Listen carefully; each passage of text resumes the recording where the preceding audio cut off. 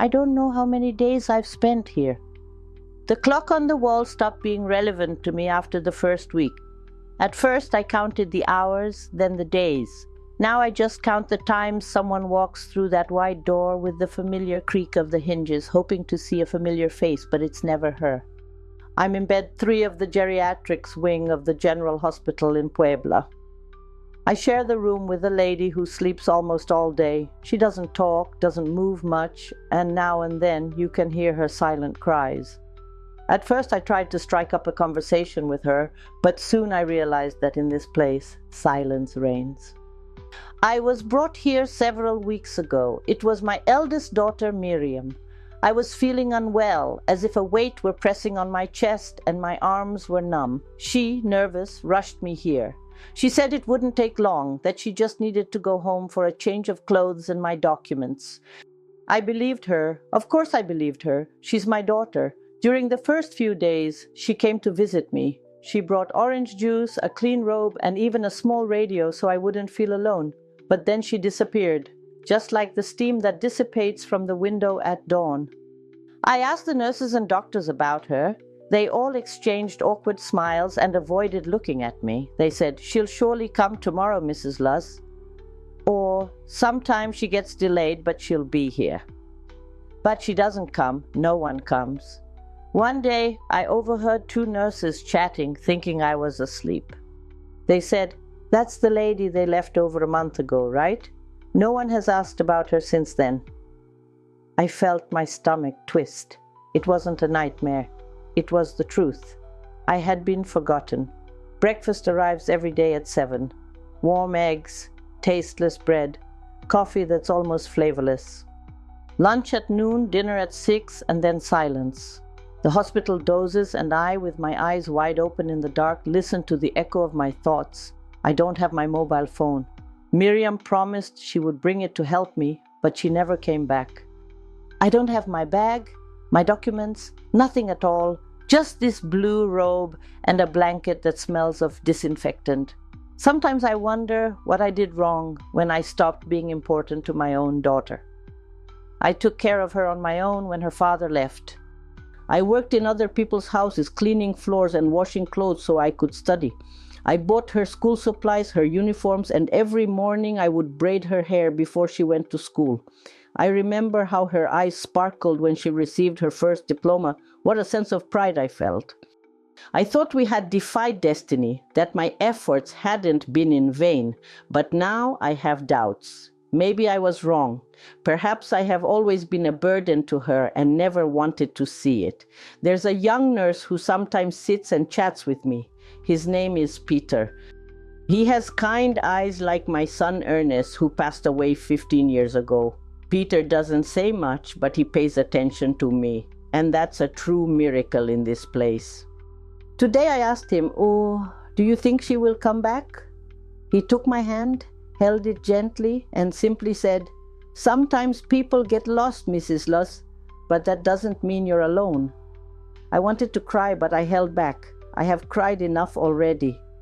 My days are confined to waiting, watching the door, imagining that maybe tomorrow, just maybe, Miriam will come with a forced smile and a worn-out apology. She will tell me it was all a misunderstanding, that she had a setback, that she couldn't come sooner, and I will forgive her because that's what mothers do. Even when we are treated like refuse, we always carry love deep in our hearts. But until that day arrives, here I am, forgotten between white walls, my soul filled with fractures, and my body growing more vulnerable. I don't know if this place is a hospital or a lobby of oblivion. When one finds themselves here, with nothing but their own thoughts for company, memories begin to flood in like old friends. Sometimes they are kind, other times not so much. But here in this hard bed, surrounded by relentless silence, I have started to remember my life as if it were a movie projected on the wall of this room. And if there's anything that pains me more than abandonment, it's realizing just how much love I gave wholeheartedly. Miriam entered the world on a rainy day in September, back in 1976.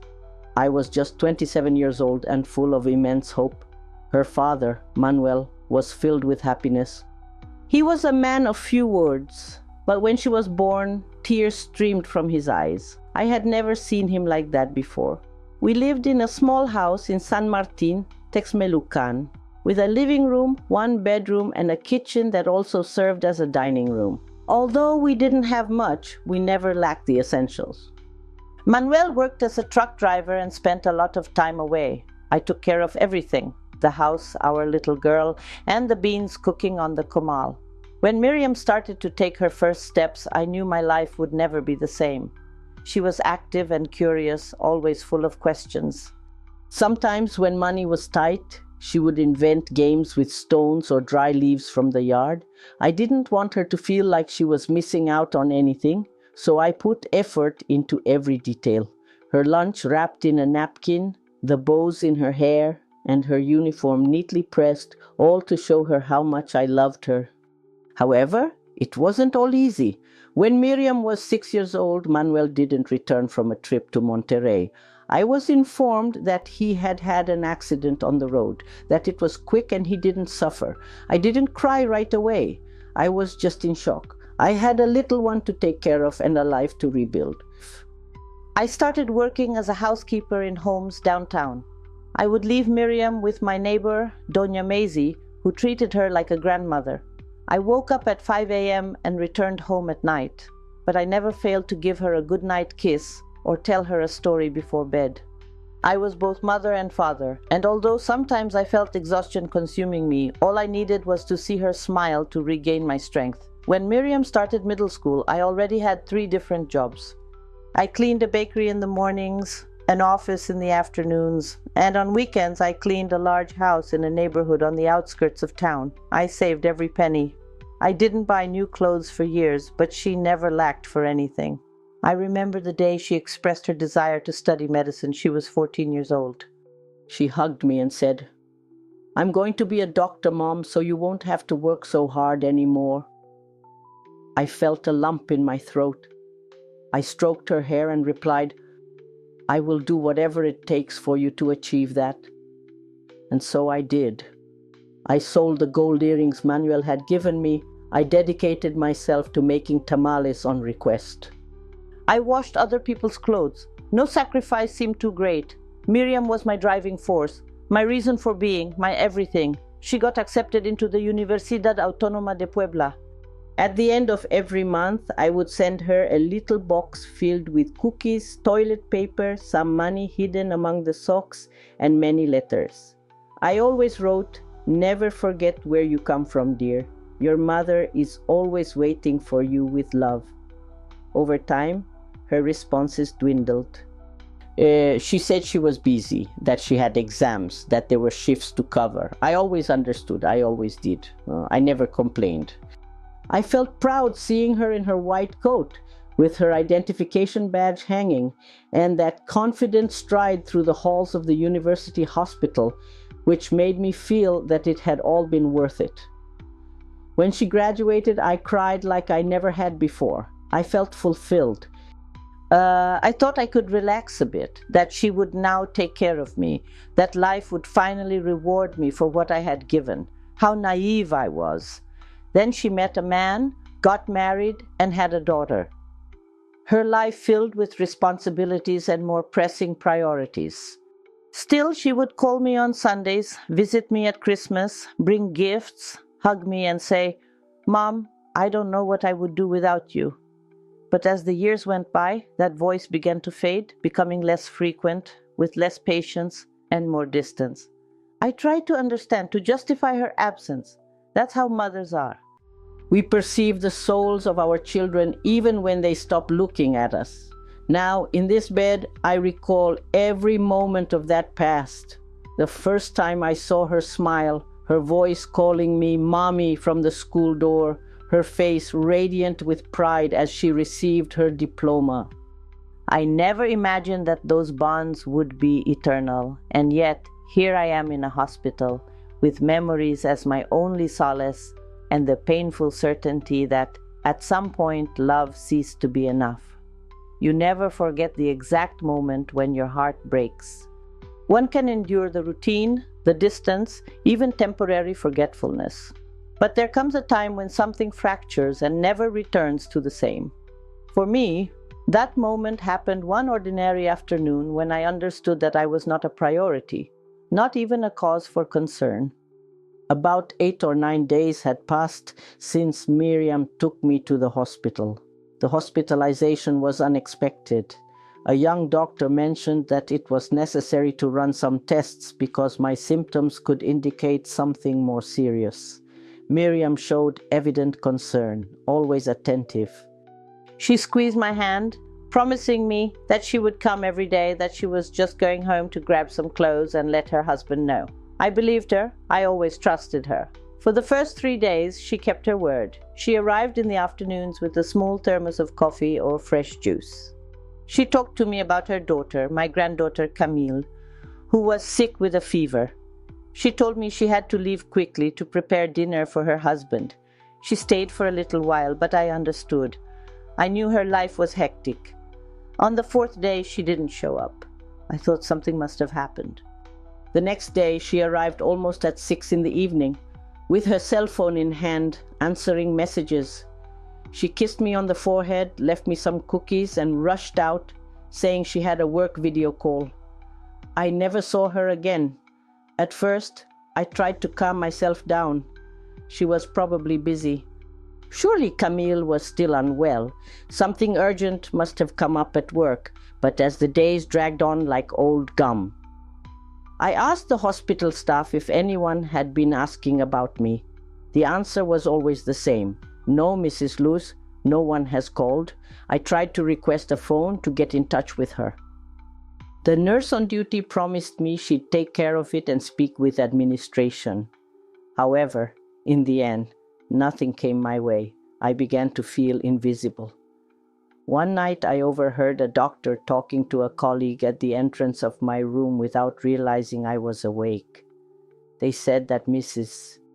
Luz Herrera had been in the hospital for almost 2 weeks, that her daughter had come by a couple of times and then disappeared. The doctor concluded that it seemed she had no intention of returning.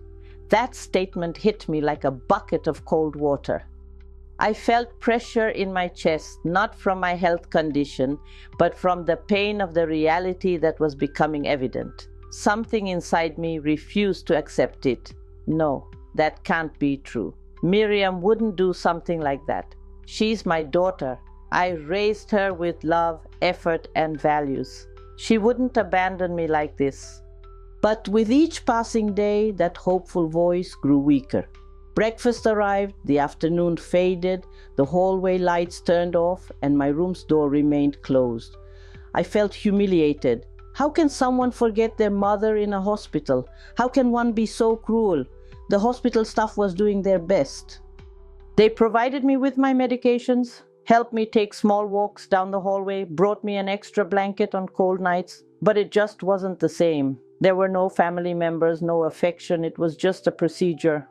I began to reflect on all the times I put her before myself, like when I got sick with kidney problems and avoided going to the doctor to save money, when I sold my sewing machine to fund her attendance at a student conference, when I stopped going out with my friends to care for her newborn while she worked. And now I was alone in a hospital, as if I had stopped mattering, like an old object they discarded without a second thought. One afternoon, Peter, the young nurse who was becoming my only comfort, found me quietly crying. I sat on the bed staring at the floor, my hands trembling. "Do you want to talk, Miss Luz?" he asked with that gentle voice that reminded me so much of Ernest. "I don't understand," I replied. "When did I stop being your mom and become just a burden?" Peter didn't answer. He simply sat down beside me and offered me a tissue. He patted my shoulder as if I were his grandmother, and I cried like I hadn't in a long time since Manuel's death. In that moment, I realized something inside me was breaking. Because when a mother starts to doubt her child's love, it's a sign that something very deep has been betrayed. The most painful part was that I had no way to demand answers, to ask, to understand. I felt isolated, without my phone, without my documents, without a number to call. I was clinging to hope, and that hope was starting to slip away like water between my fingers. There are moments when the mind clings to an idea even though the heart already knows the truth. That's how I felt during those days, torn between what I knew and what I refused to accept. The absence of Miriam was as palpable as the void it left in my soul. Nonetheless, every part of my being resisted believing that my own daughter had abandoned me. Every morning upon waking, the first thing I did was look toward the door. Every step in the hallway filled me with anticipation. When the nurse entered with breakfast, I tried to smile, hoping that behind her would appear Miriam with her big bag and her floral perfume scent. But no, it was always just the nurse. She must have had a night shift, I kept repeating to myself. Maybe she's with Camille, she's small, doesn't want to scare her. And so I created excuse after excuse. The human mind has an incredible capacity to find comfort, even at the expense of logic. I tried to convince myself that it was a mistake, that maybe they hadn't let her in, that something had prevented communication. I began to repeat phrases in my mind like mantras. She loves me. She would never do that. She must also be feeling great pain. I'm sure she's looking for a solution. There were days when I got frustrated, imagining everything I wanted to tell her. How could you leave me here, Miriam? I'm not an old object. But in the next moment, I would regret it, defending her. Maybe she's sick, maybe she's depressed, maybe. Every maybe was another brick in the wall I tried to build to avoid facing the most distressing possibility. One afternoon, I asked Peter to help me write her a letter.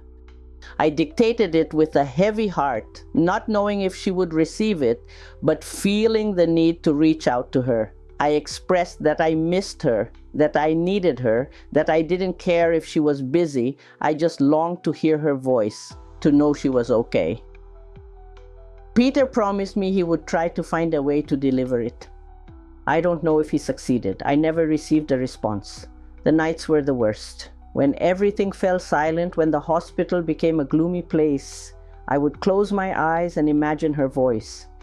I remembered when she used to call me mommy when she came home from school, how she would run to me with her braids flying and her eyes shining with joy. I remembered our afternoons in the kitchen making pineapple empanadas, laughing about anything and everything. Sometimes I caught myself talking to her out loud as if she were right in front of me. Miriam, sweetheart, tell me this is all a misunderstanding. Tell me you'll come to get me tomorrow. And then the silence, the most unbearable silence, the silence that answers nothing. There was one day when I felt so weak that I thought about giving up, closing my eyes and letting life drag me along without a fight. But Peter found me crying and, without saying a word, brought me a small bouquet of wild flowers he had picked from the hospital garden.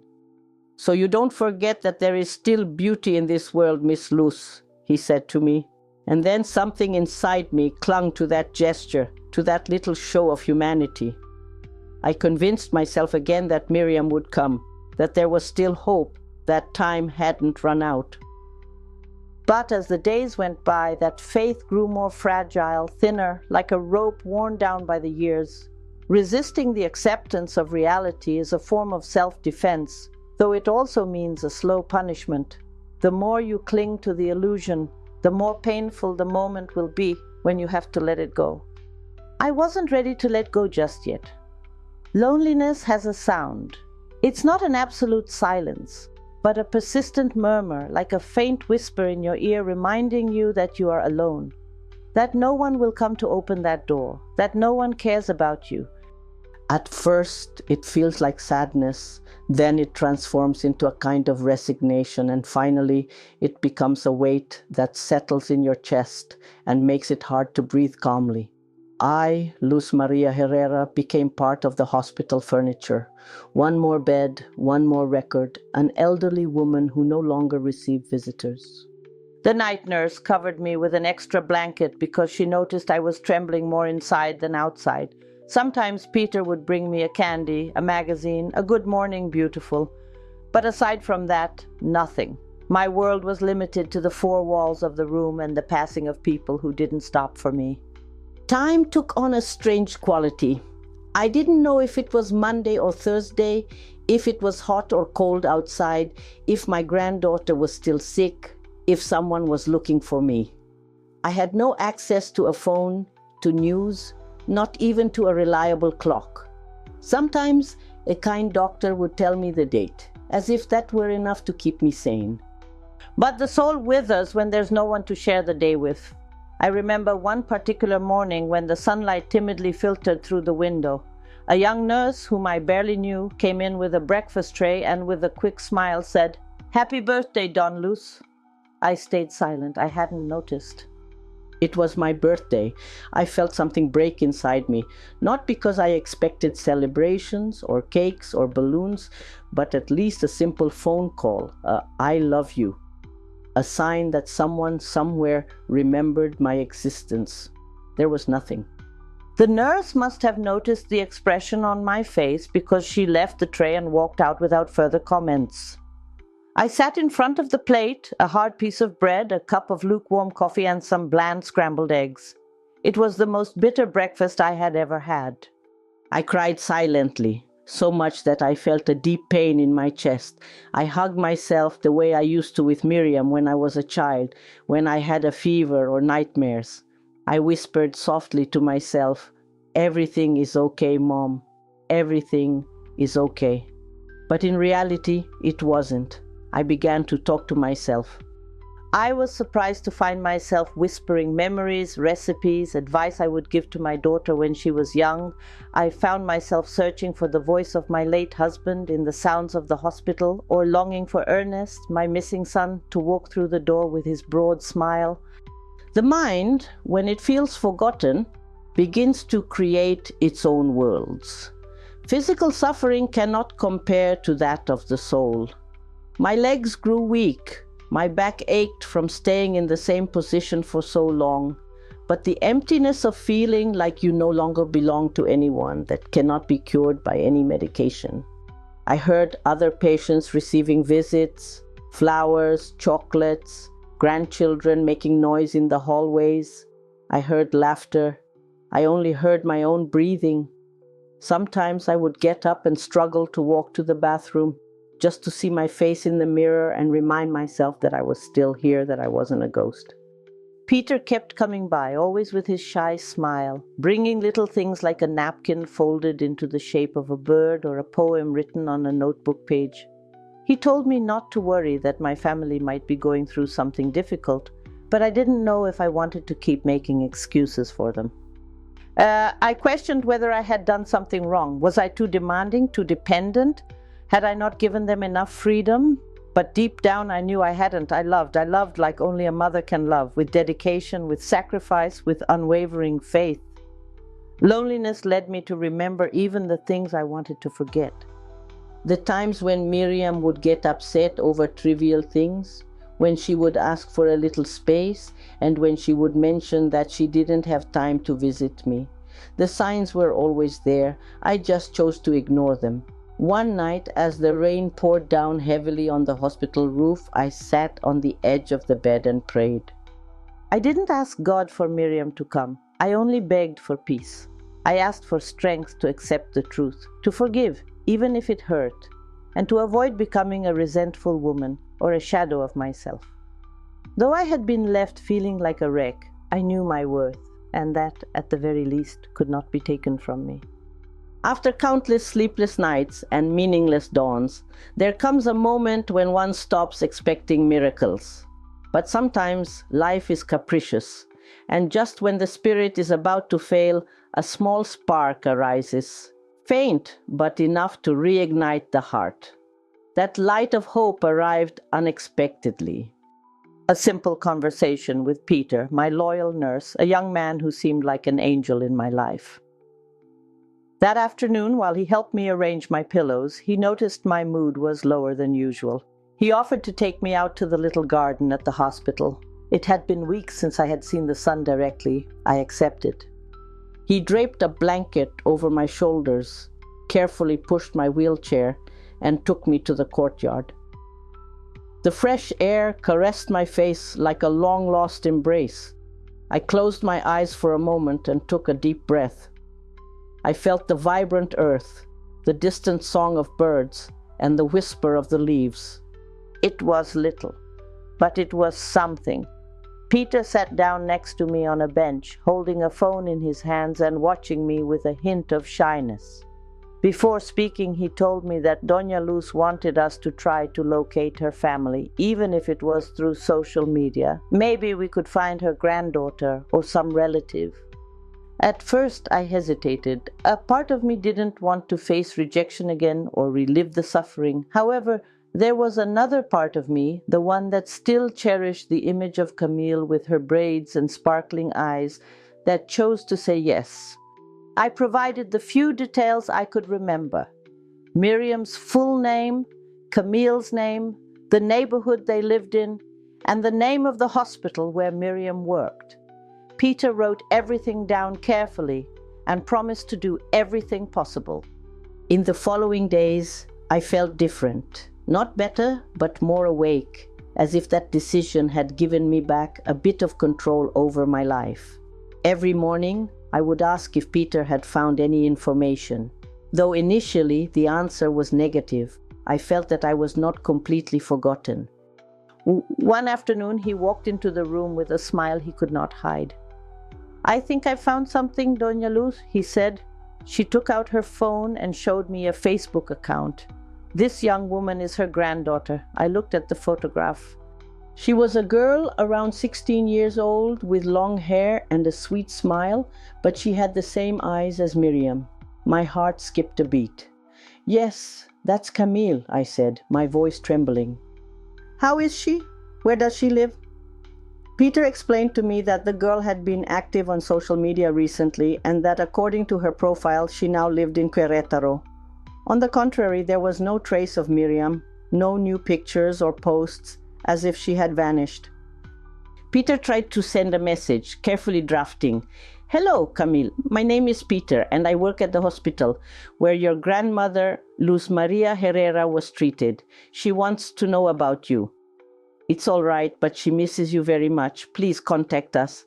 Days passed without a reply. I felt hopeful, yet held back at the same time. I didn't want to face another disappointment.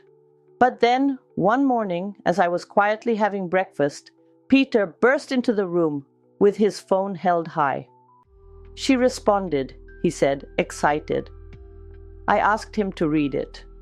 Camille had written, "My grandmother is alive. My mom said she died months ago. Where is she? Can I talk to her?" Tears sprang from my eyes unexpectedly. I asked Peter to tell her yes, that she was still alive, that I had never stopped thinking about her, and that I loved her deeply. That's how we began exchanging messages. Camille wrote to me for hours, asking numerous questions, crying, getting angry. She told me that her mother had moved without much explanation, that she avoided talking about me, and that she had felt something strange for a long time. Her father, who was my son-in-law, was still in Puebla, and upon learning the truth, he also wanted to talk to me. He said he would come to visit me, that they were already looking into how to get me out of the hospital and bring me to live with them. It was as if a shadow had begun to lift. For the first time in months, I was able to sleep peacefully. It was no longer just a shadow. Someone cared about me, someone loved me, and that hope, that new light, began to fill the empty spaces within me. Sometimes life feels like a novel one did not choose to star in. But when you get the chance to take control, even if just for a moment, the soul stirs and remembers that it is still alive. That happened to me the day I decided that I wouldn't just sit and wait. After Peter helped me reconnect with Camille and her father, everything changed. Camille called me every day via video call, hiding from her mother. She told me she didn't understand why Miriam had lied, that when she asked about me, her mother changed the subject or seemed upset. According to her, Miriam claimed that Grandma was no longer with us and that it was better not to talk about it anymore.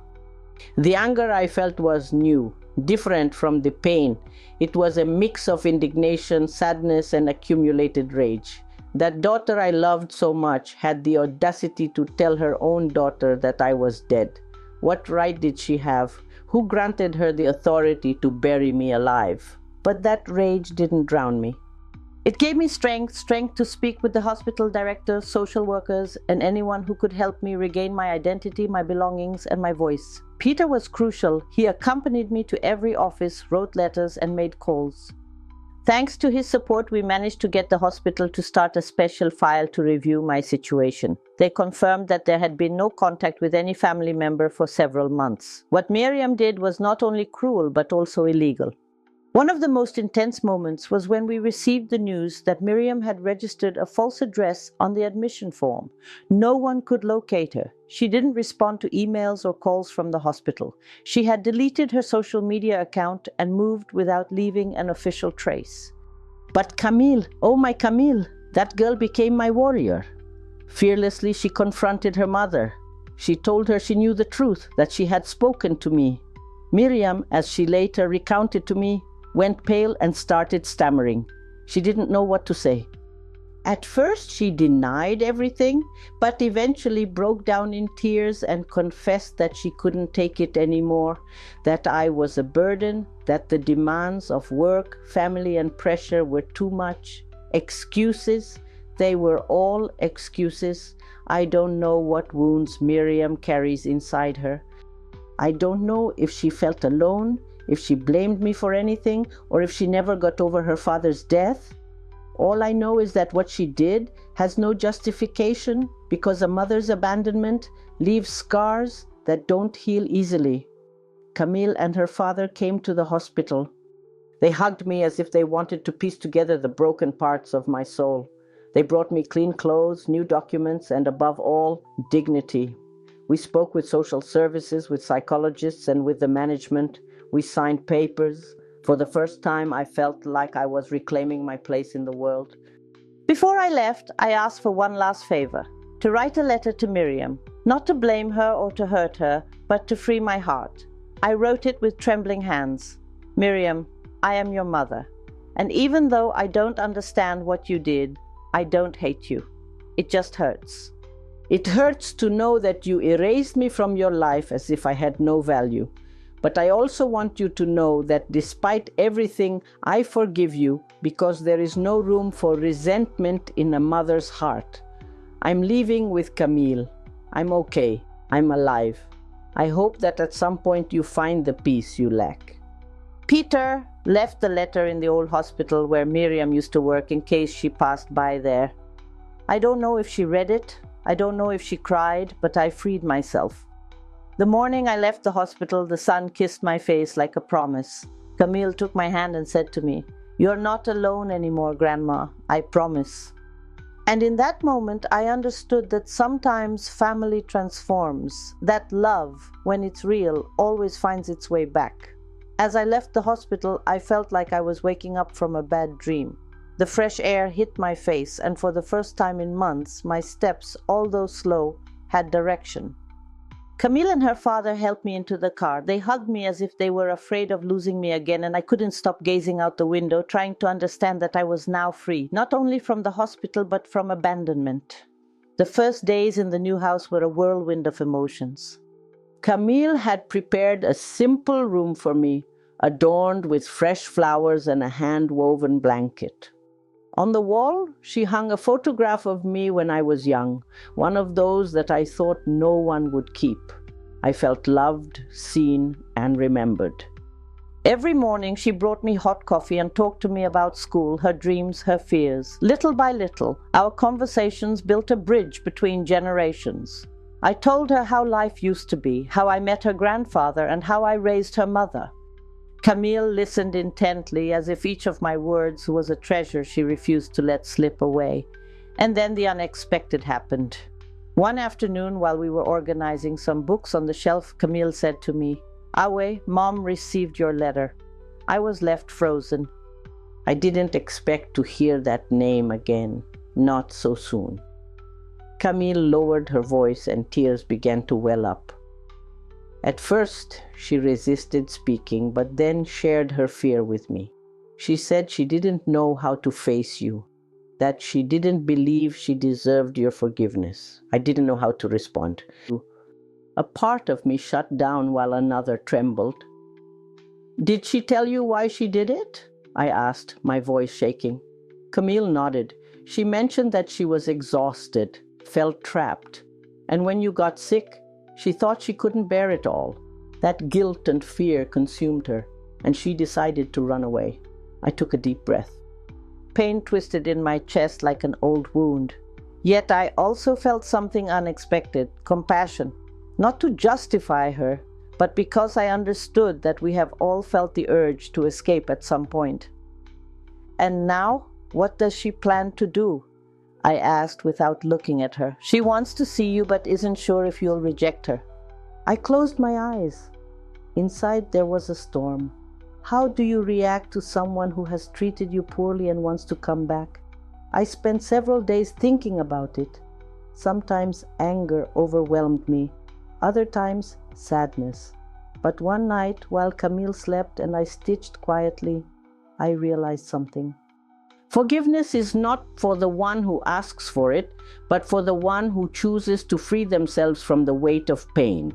So I took a piece of paper and wrote a simple sentence.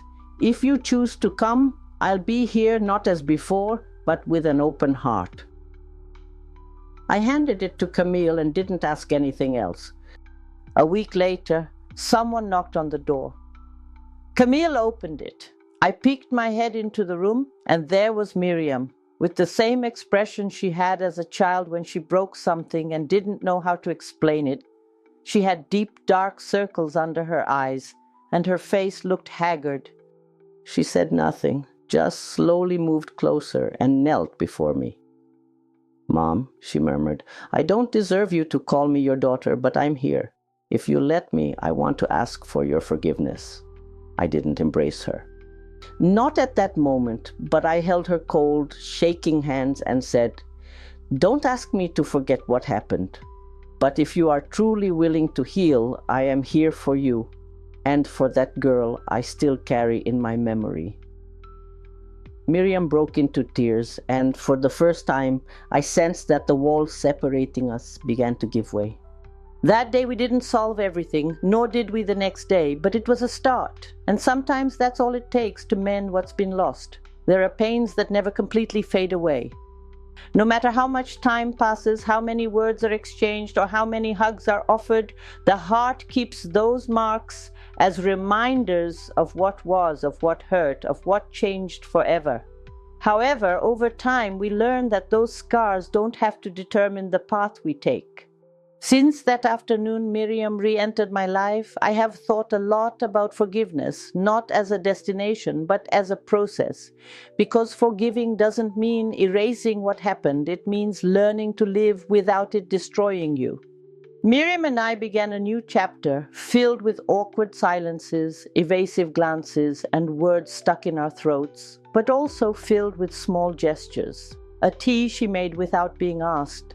A blanket she adjusted while I slept, a photo she found and placed on my nightstand without saying anything.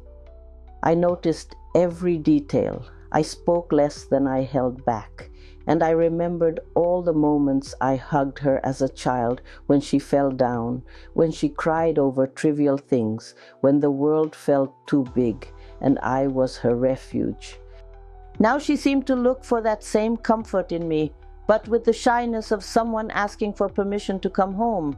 It was Camille who taught me the most during that time. Her patience, her ability to love unconditionally, her tenderness.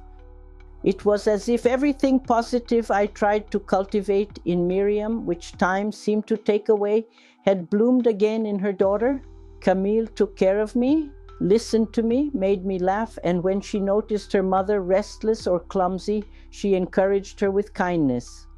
Sometimes the bond between them became tense, but this girl possessed a wisdom beyond her years. One night, while we were sewing in the living room, she asked me, "Oh, do you think people can change?" I thought for a moment before answering. I believe some do, but only if they are willing to face what they did and live with it. She nodded, as if that answer made sense to her, and hugged me. That hug made me realize that despite everything I've been through, I had gained something valuable. The certainty that I was not alone, that the love I gave had not been lost, but had somehow returned to me, transformed into a new kind of love. Over time, Miriam began to open up more. She told me that she felt overwhelmed, that her husband left her shortly after my hospitalization, and that she feared losing her job and ending up alone. She confessed to me that she initially thought about coming back, but each day that passed without doing so only deepened her shame, and she preferred to invent my death rather than face her mistake. I didn't console her or say that everything was okay. I simply listened because sometimes what you need most is to be heard without judgment. Thus, little by little, our relationship began to rebuild, not through promises or grand gestures, but through time, through presence, with small everyday decisions that conveyed the message, I am here and I want to do things better. I learned that even when you feel left behind, you do not lose your worth. I learned that love does not always return from where it was sown, but it does come back, and that second chances, although difficult, can be a blessing if you know how to take advantage of them. I, Luz María Herrera, felt forgotten in a hospital as if I were trash, but I left there with my head held high, though with a wounded heart. Yes, but also full of hope, because life, even in its cruelest moments, always leaves a door slightly ajar towards redemption. Sometimes I sit on the porch at home, wrapped in a blanket, watching the sun set behind the hills. Camille often sits next to me with a cup of tea or a book, and in those moments the world seems calm, as if nothing bad had ever happened, as if the pain of the past were just a shadow that can no longer reach us. However, I know the truth. I know that scars don't disappear. I've learned to live with them, like someone who bears a mark on their skin. They remind me of what I've lived through, what I've lost, but also what I have been able to recover. I am no longer the same woman who entered that hospital hoping for a routine checkup. That woman trusted blindly, waited unconditionally, and gave herself fully. The one who came out of there was wiser, more cautious, but also stronger. Surviving the abandonment of a child doesn't ruin you if you find a reason to move forward. Camille was that reason. Thanks to her, I realized that the love we offer doesn't always come back to us directly. Sometimes it wanders, gets lost, transforms, but eventually it returns, and when it does, it's purer and more mature. She gave me back the desire to get up, to talk, to smile. She taught me that a new generation can heal what another broke. And with Miriam, well, with her, we're on that long and slow path of rebuilding. I don't idealize her.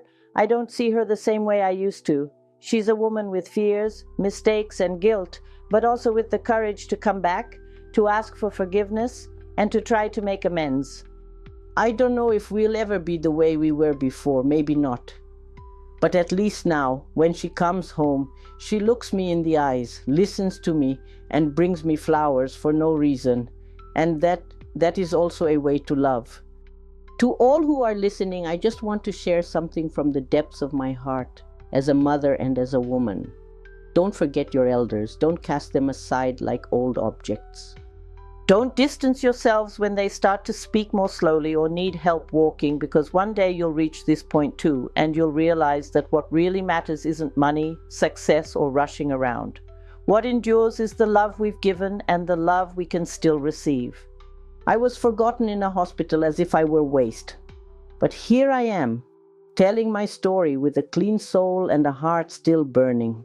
Because as long as there's someone to hug you and say, I love you, Grandma, you're never truly alone. Thank you for listening to me. Luz María Herrera.